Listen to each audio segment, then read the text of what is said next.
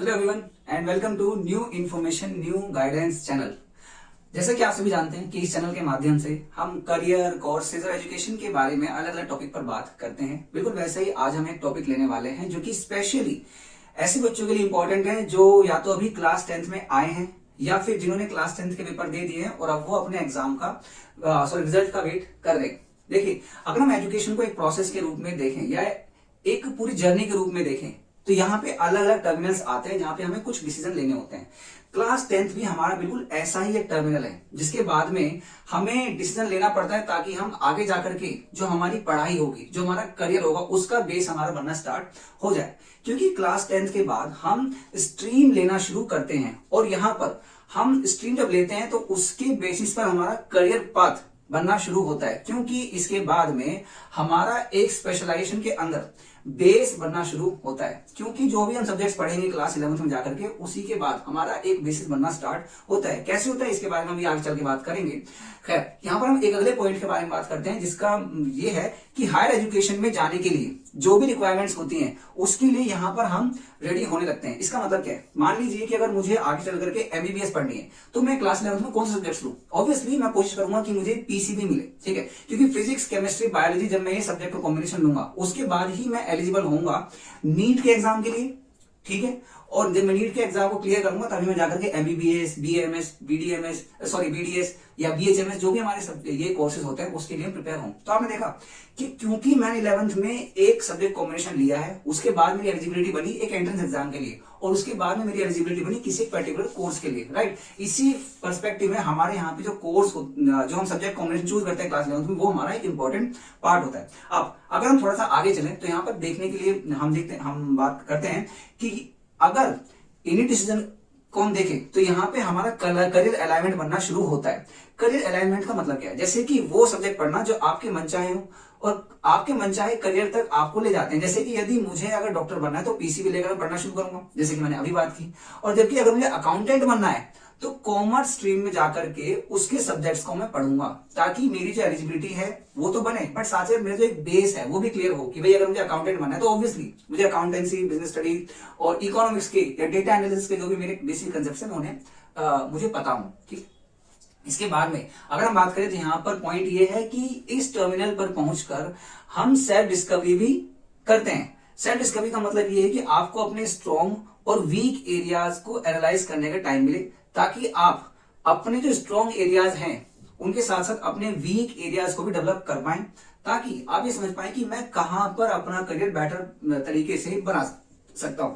और अब हम अगर थोड़ा सा बात करें कि भाई स्ट्रीम सिलेक्शन से पहले हमें क्या क्या चीजें ध्यान में रखनी है तो मैं यहाँ पर स्ट्रीम वाइज बात करूंगा कि भाई अगर आपको कोई भी स्ट्रीम चूज करनी है तो उससे पहले हमें क्या ध्यान में रखना चाहिए। ऐसा नहीं है कि भाई क्योंकि किसी ने कह दिया है तो मुझे वो स्ट्रीम लेनी है। तो यहाँ पर मैं स्टार्ट करूंगा ह्यूमैनिटीज के बारे में बात करने से पहले। देखिए, ह्यूमैनिटीज हमारा एक ऐसा सेक्शन या एक ऐसा स्ट्रीम है जिसमें कि हम लोगों के बारे में बात करते हैं, ठीक है भाई। लोगों के बारे में, उनके राइट्स के बारे में या किस तरीके से लोगों का रहन सहन होता है, लोगों की भाषाएं कैसे डेवलप होती है, एक समाज के तौर पर लोग कैसे रहते हैं, इस बारे में अगर आपको जानना है तो ऑब्वियसली आप ह्यूमैनिटीज पढ़ें। इसके अलावा अगर आप ह्यूमैनिटीज के बारे में सोच रहे हैं तो आप ये भी देखिए कि क्या आपको सोशल साइंस जैसे कि history, political science, geography, psychology, sociology या लिटरेचर को पढ़ने और जानने में इंटरेस्ट है, तभी आप ह्यूमैनिटीज लें।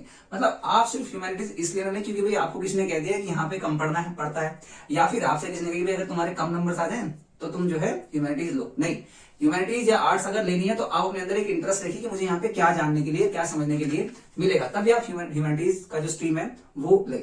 इसके बाद अगर हम यहाँ पर थोड़ी सी और बात करें वो ये है कि ह्यूमैनिटीज में ना ये एक ऐसी स्ट्रीम है जहां पे हम अपनी जो critical thinking, decision making, writing या रिसर्च है इसको डेवलप करते हैं ताकि हम अपने डिस्कशंस, डिबेट और एनालिसिस में इन चीजों का यूज कर पाए। बेसिकली हम अपनी सारी स्किल्स का लोगों के लिए और उनकी जो भी सर्विसेज है उनको बेटर करने के लिए यूज करते हैं।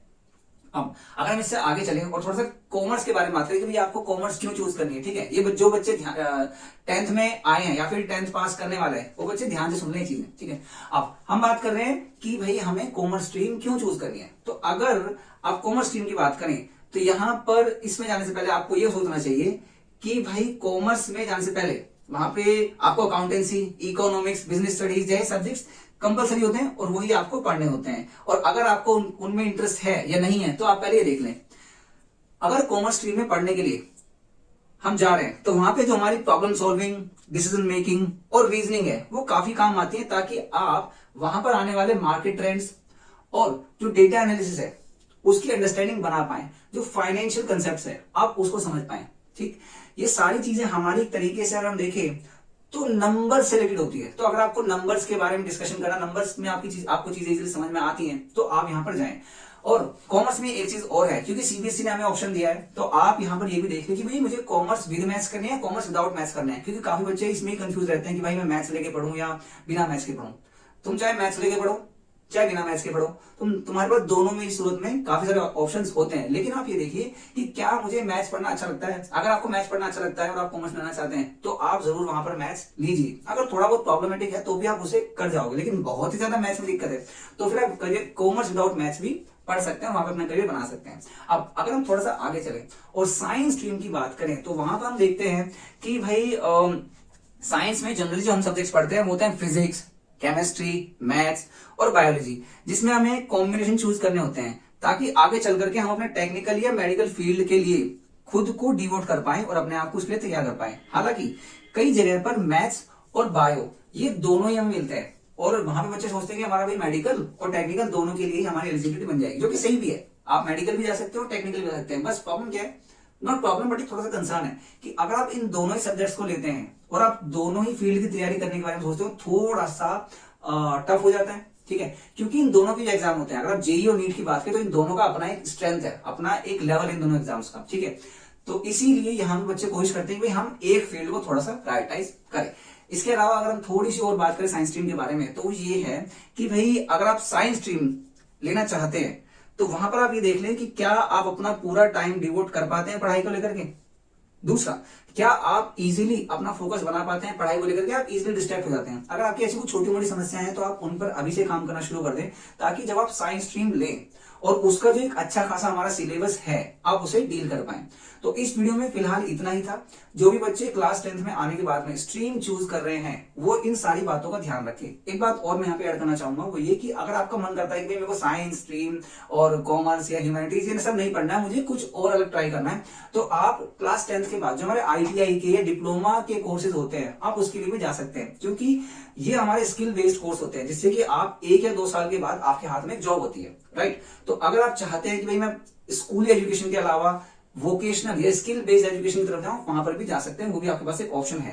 तो इसीलिए आप इन सारी चीजों के बारे में पहले स्टडी करें, उसके बाद में अपनी जो स्ट्रीम है उसका सिलेक्शन आप करें। So thank you so much. इस वीडियो में केवल इतना ही था। आई होप कि आपके आसपास में जो बच्चे क्लास 10th में हैं, आए हैं अभी, या फिर जो क्लास 10th पास करने वाले हैं, आप उन बच्चों को ये साथ ये वीडियो जरूर शेयर करें ताकि वो इजीली अपनी चीजों के बारे में सोच पाएं और उसके बाद में अपनी स्ट्रीम का सिलेक्शन कर पाएं। Thank you so much. अगर आपको वीडियो पसंद आई तो आप इसे लाइक करें और बच्चों के साथ जरूर शेयर करें, और अगर आपके कोई कंसर्न या क्वेरीज हैं आप जरूर से कमेंट के थ्रू हमें भेजें। Thank you so much.